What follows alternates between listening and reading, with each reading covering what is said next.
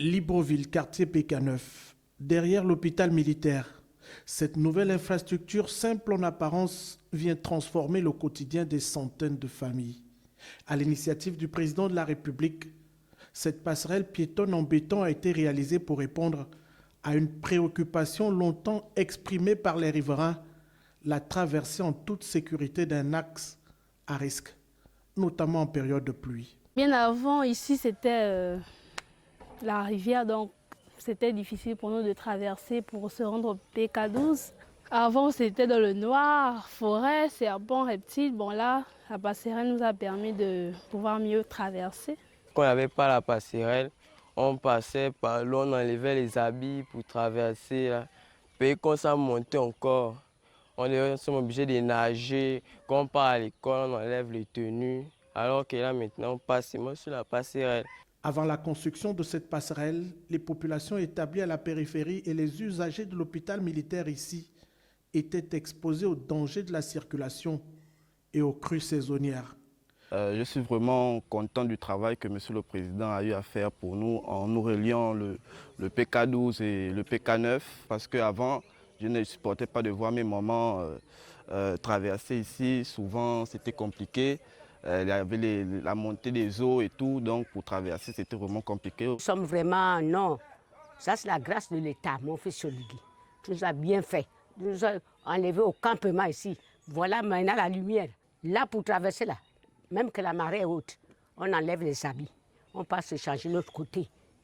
Nager, mes enfants. Mais mon frère, mon fils Oligui, oui, tu as pensé à nous.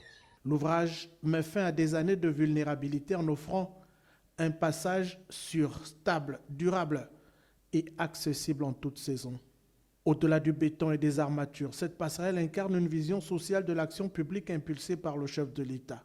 Depuis son accession au pouvoir, elle facilite l'accès aux unités de soins, sécurise les déplacements quotidiens et renforce la cohésion du quartier en reliant des zones auparavant difficiles d'accès. Nous sommes mobilisés ici depuis pratiquement un mois pour la réalisation d'une passerelle moderne. Passerelle moderne, c'est quoi? Ce sont des passerelles avec connexion Wi-Fi, avec des éclairages publics, avec des bancs publics. La connexion Wi-Fi permet à nos frères, à nos sœurs d'effectuer les recherches dans de bonnes conditions. C'est un projet qui a été initié par le président de la République, M. Brice Clotaire Oligui Nguema.